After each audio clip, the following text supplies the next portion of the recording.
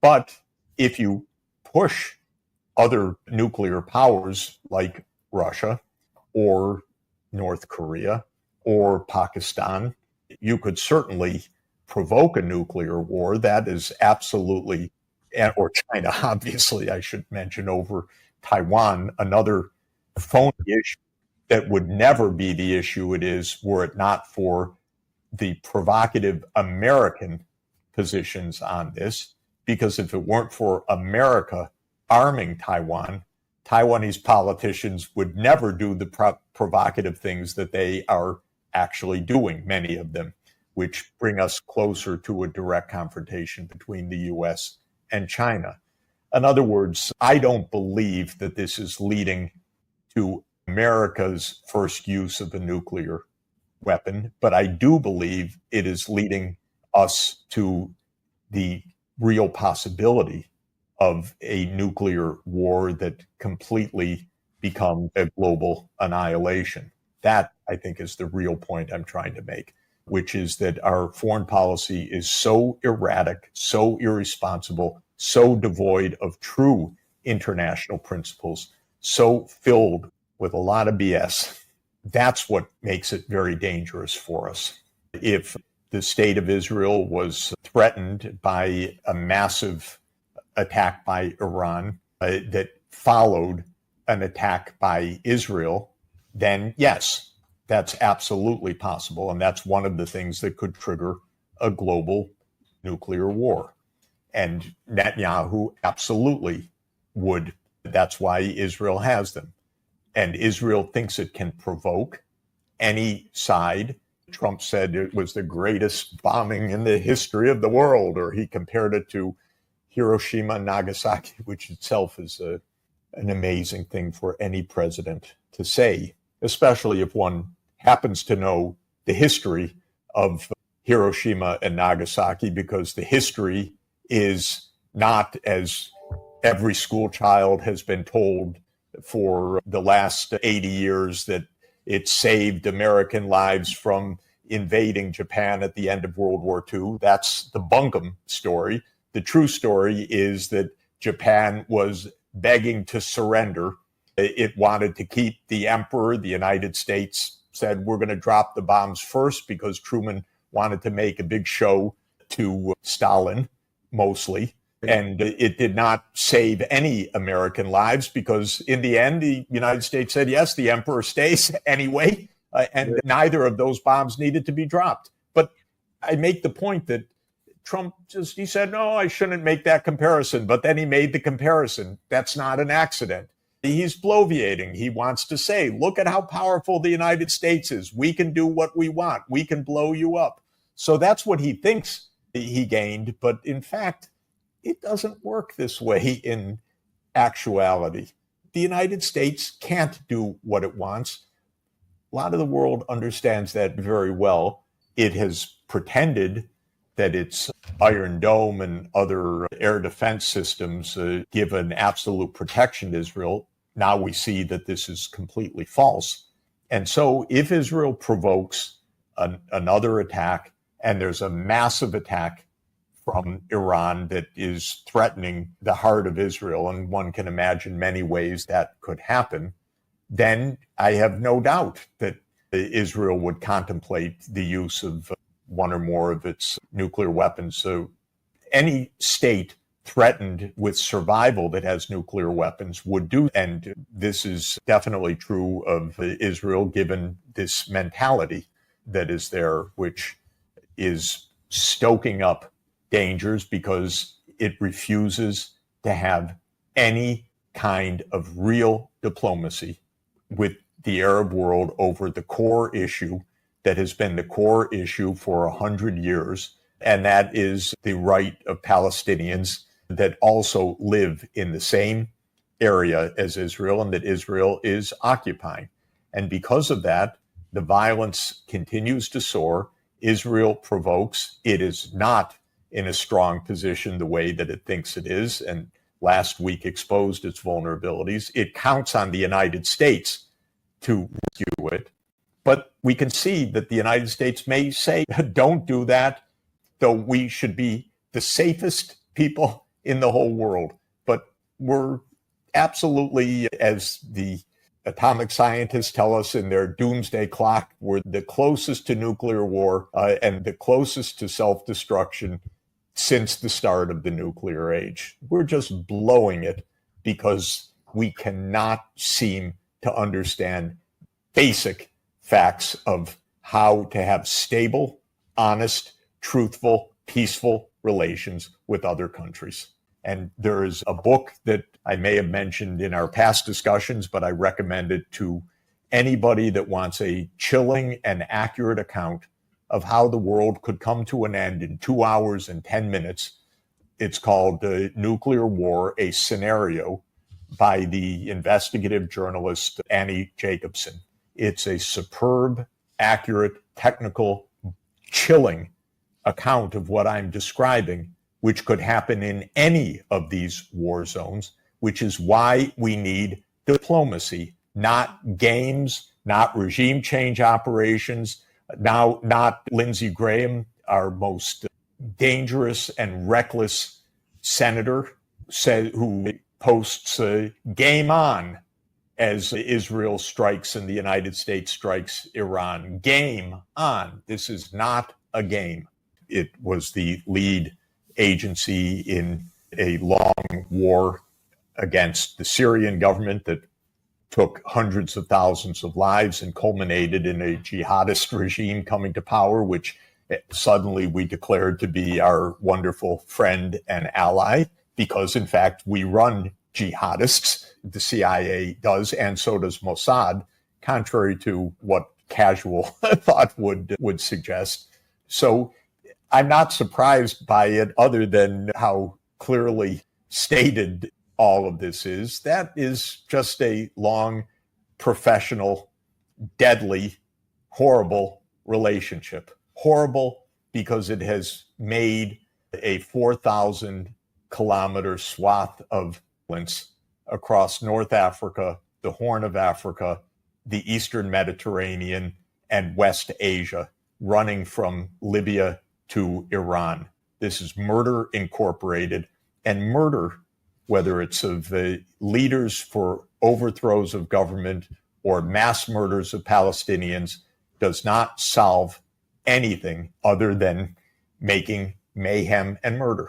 And what was apparent from even the involvement that the United States had is that Trump's own base is against this, as are most of the American people.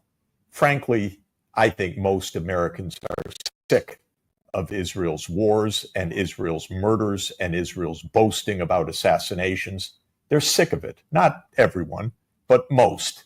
And that is true in Trump's base as well. So Netanyahu will continue to do what he's done for 30 years. He will continue to provoke. He will continue to make whatever claims and incentives he can to draw the United States into more war. The more we have this bloviating, the less the United States is able to enter into any kind of serious agreement with any other country on any substantive issue. This is extremely hazardous for the American people, to have a political system that is completely trusted and untrustworthy by others. They're killing 50 to 100 innocent Palestinians every day by luring them to food sites and then shooting them deliberately. And we know this from testimony of IDF soldiers in recent days, carried in stories in Israeli media. They're mass murdering the Palestinians before our eyes. And this man talks about the moral and ethical responsibility. This man is a mass murderer. That's Mossad's job. Now, Mossad and the CIA have a very strong relationship. They are closely allied in many operations around the world, especially in the Middle East, but in other regions as well. And that is a very key part of American foreign policy and a very key part of the U.S.-Israel relationship.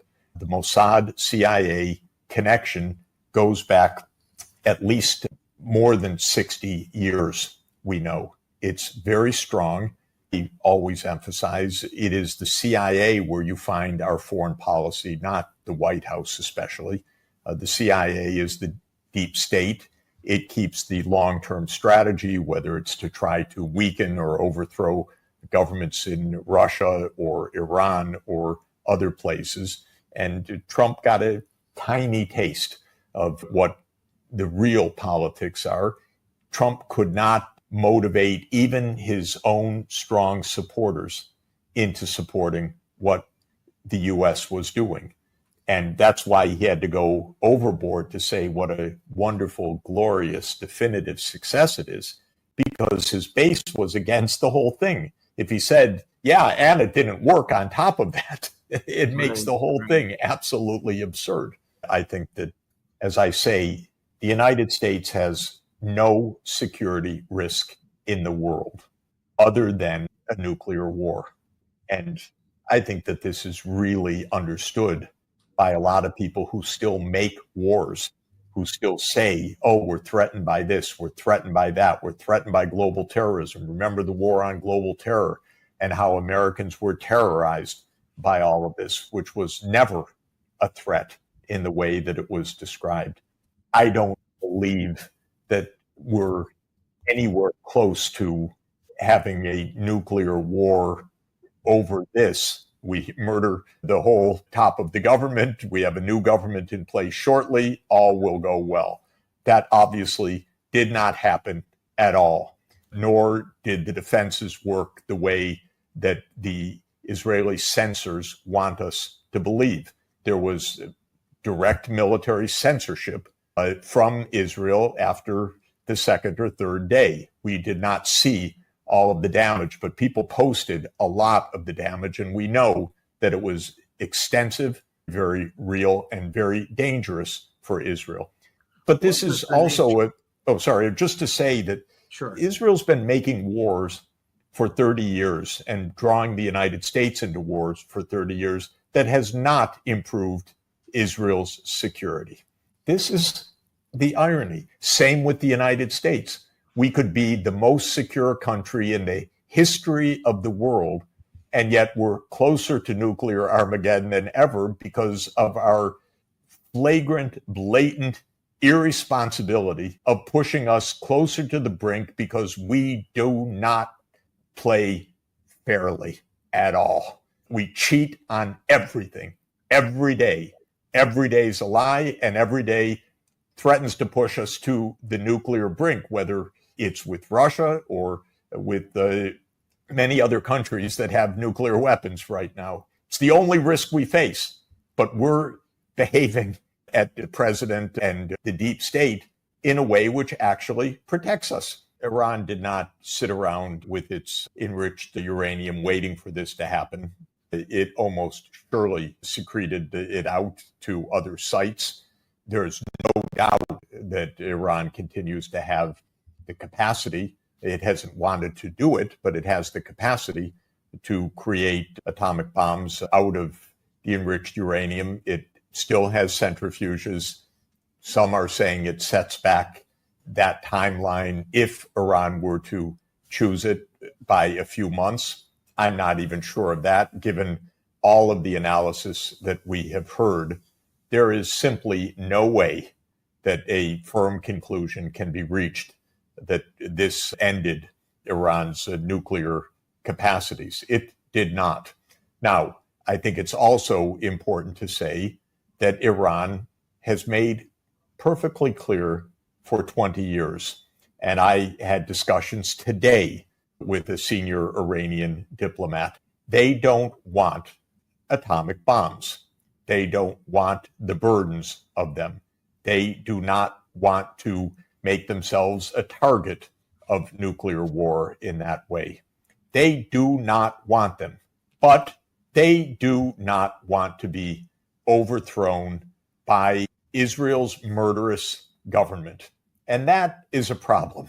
And last week was an attempt by the Israeli government, which is a rogue state, the most dangerous on the entire planet, to kill the Iranian leadership, not only the supreme leader, but the government officials as well. They succeeded in many murders, but they did not succeed in the regime change operation.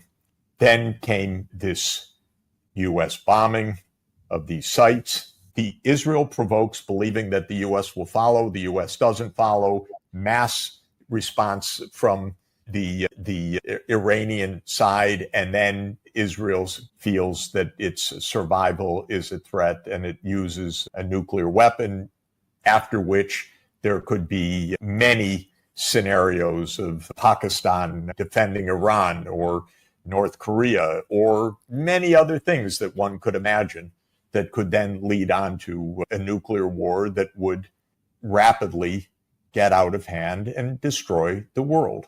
That's why every single thing that we're doing in all of this is so unbelievably dangerous and reckless.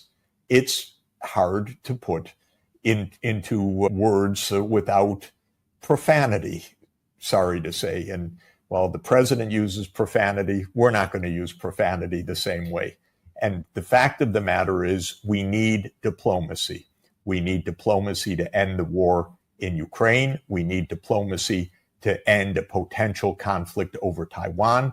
And we need diplomacy to create a state of Palestine alongside a state of Israel and to end Israel's wars of regime change, because these are the conflicts that could destroy the world, not in one step, but in one step with escalation, with retaliation, with the pressing one to use a nuclear weapon, leading to a nuclear exchange, leading to a rapid escalation that ends the world.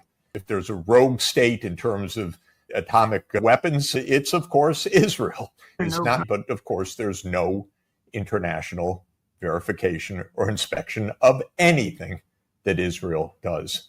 There is discussion all over the world, just not in the United States and its vassal states in Europe and in Israel. So this is a game. It's the ultimate double standard, but that's part of the point of empire, by the way. The American policy is not to pretend that there is a consistent line. The Americans and the Israelis, in their way, want to say there are rules. The rules apply to you. We do anything we want and don't forget it. And that's not hidden. That's part of the whole idea. That is, we will kill you if you don't follow our rules. And we mean it. We don't have to follow them. We don't have to have international standards, but we have the rules. That's the rules-based order. It means America sets the rules for others, not for itself. So there is discussion all over the world, but in the United States, there is not. And that comes back to our domestic politics. It comes back to the Zionist hold on American politics, which, remember, is as much or more a Christian evangelical movement as it is a Jewish movement. The Jewish community is more divided on this point than the Christian evangelicals, who vastly outnumber the Jews in terms of voting power and in terms of Trump's base. It did not change anything, in my view, in the nuclear calculation, but it made everything far worse in terms of the potential. When I say didn't change anything, it didn't change anything in terms of Iran's capacity to produce atomic bombs, or, by the way, to obtain them from others. All it did was make the situation far more dangerous, because now there is no inspection taking place. The Iranians know without question that they were targeted in a very deadly regime change operation. They know that the United States was party to it. They know that the European countries are basically vassal states of the United States, so won't say one word on their own. So they know that they were targeted for assassinations and regime change. That does not make the situation safer today than last week. It makes everything far more reckless and dangerous. There is, as I think everybody now understands, a religious ruling many years ago that Iran does not want a bomb. There were negotiations for years where Iran said, we give over our nuclear materials, we open ourselves up to inspection, we do not want a bomb. We do not want unilateral disarmament because Israelis will murder us, period. So they don't want to be murdered by Netanyahu and his gangsters. But on the other hand, they don't want a bomb, even though Israel, of course, has many nuclear weapons.